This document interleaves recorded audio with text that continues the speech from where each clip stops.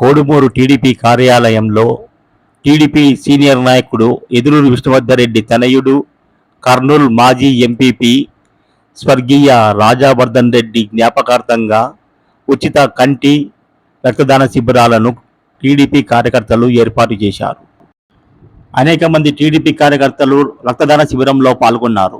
అనంతరం ఎమ్మెల్యే దశగిరి మాట్లాడుతూ, రాజావర్ధన్ రెడ్డి ఉన్నత విలువలు కలిగిన వ్యక్తి అని, తమలాంటి యువకులకు మార్గదర్శకుడని, కార్యకర్తల పట్ల ఆప్యాయత చూపేవాడని, అందుకే ఆయన చిరస్మరణీయుడని అన్నారు. కర్నూలు ఎంపీపీగా ఆయన చేసిన సేవలను కొనియాడారు.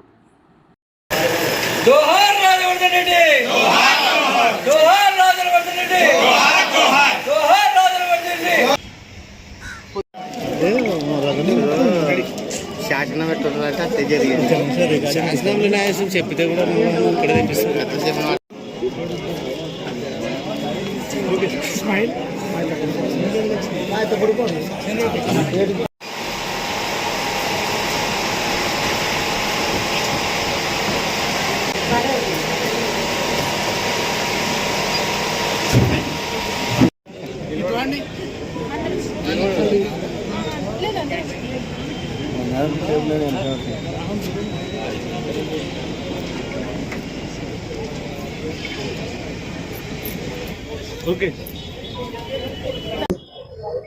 ఈరోజు రాజావర్ధన్ రెడ్డి గారి 4వ వర్ధంతి సందర్భంగా కోడుమూరులో ఐ క్యాంప్ని అలాగే బ్లడ్ క్యాంప్ని నిర్వహించడం జరిగింది.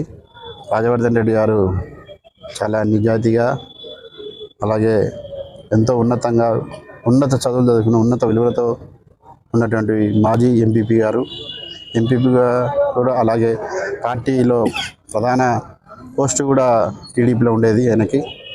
కాబట్టి రాజావర్ధన్ రెడ్డి గారి లోటు మేము చాలా స్వచ్ఛందంగా స్వయంగానే చూస్తున్నాము. ఎందుకంటే ఆయన మాలాంటి యువకులను ప్రోత్సహించి ముందుకు తీసుకొచ్చిన వ్యక్తి.